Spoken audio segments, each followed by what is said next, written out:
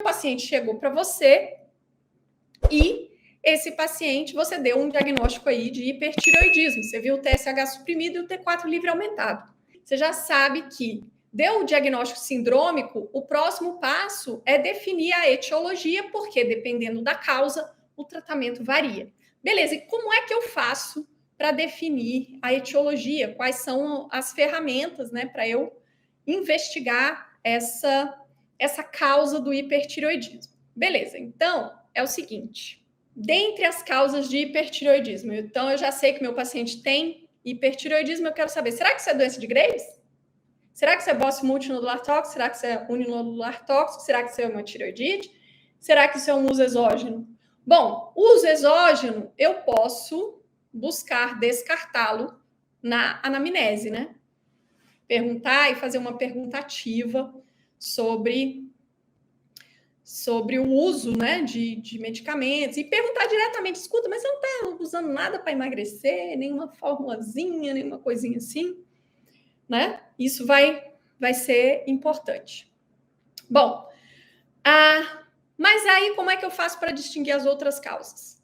Olha, em medicina, a gente sempre raciocina do mais comum para o menos comum, lembra disso?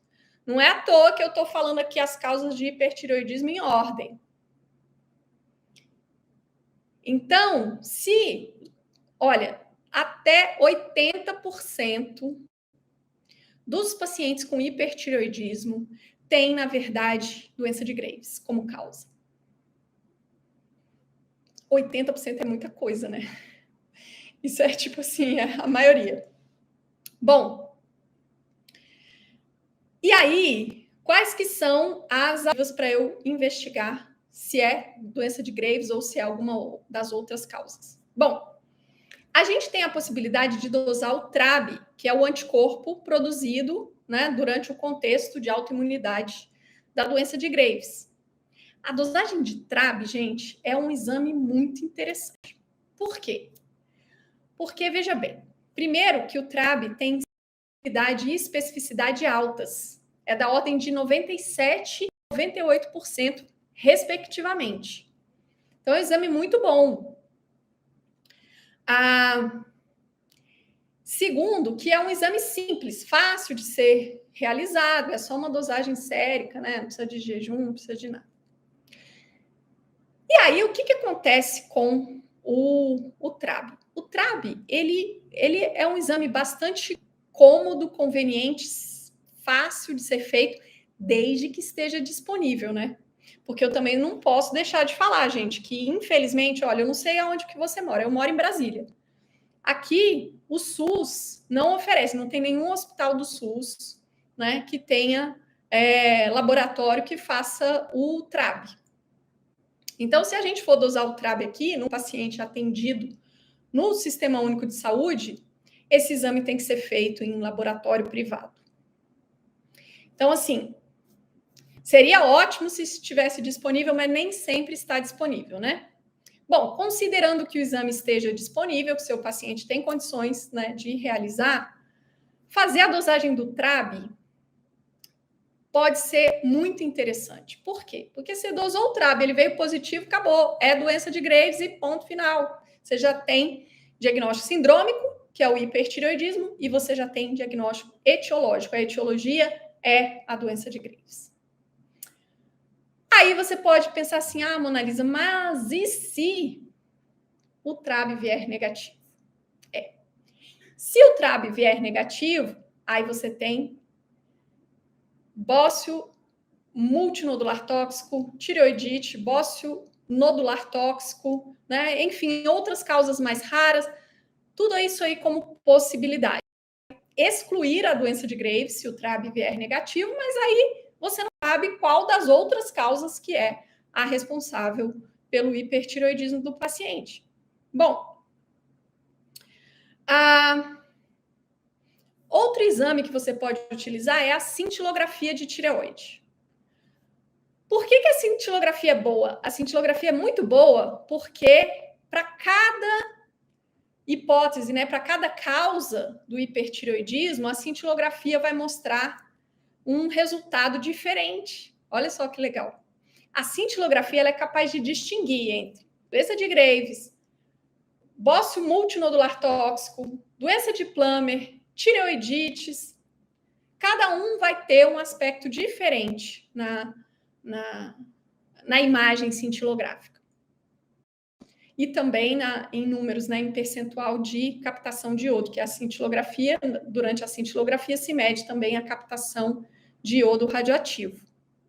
Então, a cintilografia é um exame bem completo. Se a gente compara a cintilografia com o TRAB fala se é Graves ou não é Graves, ponto final. Já a cintilografia não. A cintilografia, ela te dá o diagnóstico diferencial entre essas etiologias. Olha só.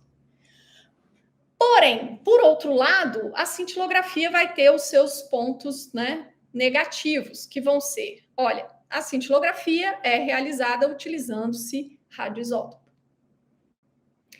A cintilografia, como utiliza radioisótopo, tem que existir um centro de medicina nuclear que albergue, né, radioisótopos, que tenha tecnologia, enfim, para fazer o exame. Então, essas coisas trazem algumas restrições. Aí você pode pensar, não, mas no lugar onde eu moro tem a medicina nuclear aqui, fácil, disponível para os meus pacientes, tudo mais. Beleza. Mas pode ser que isso não seja uma realidade para você, dependendo de onde você estiver.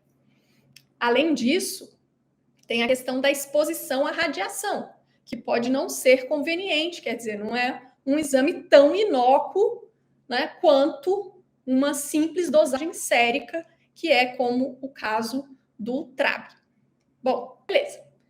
Outro exame que pode ajudar, por enquanto eu estou listando aqui os exames para depois a gente refletir sobre eles, tá?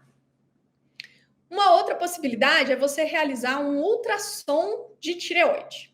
Bom, vamos lá, vamos falar sobre ultrassom.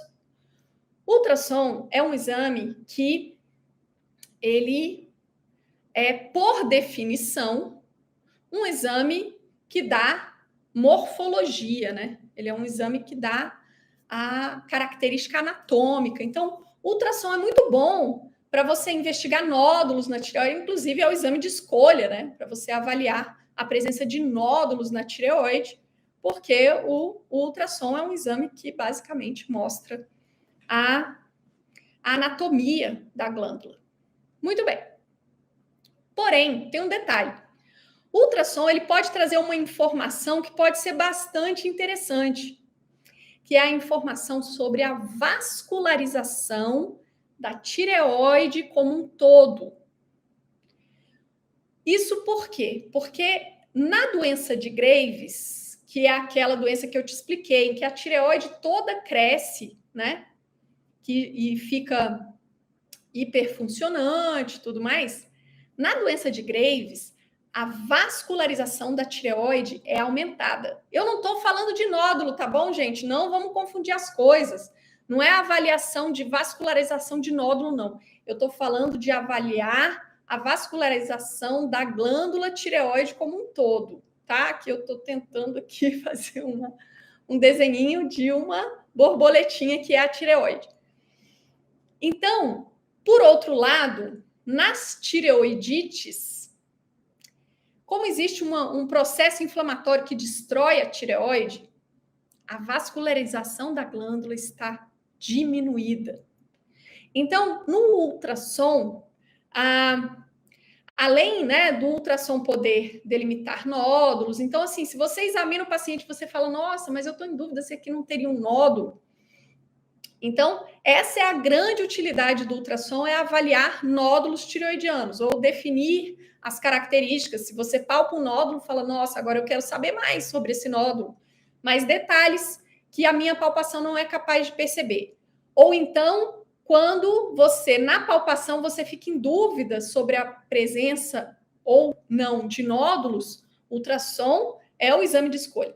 Porém, aqui na investigação do hipertireoidismo, então, além disso, né, o ultrassom ele pode trazer uma informação útil, que é a respeito da vascularização como um todo da glândula tireoide. Então, isso pode nos ajudar nesse diagnóstico etiológico do hipertireoidismo.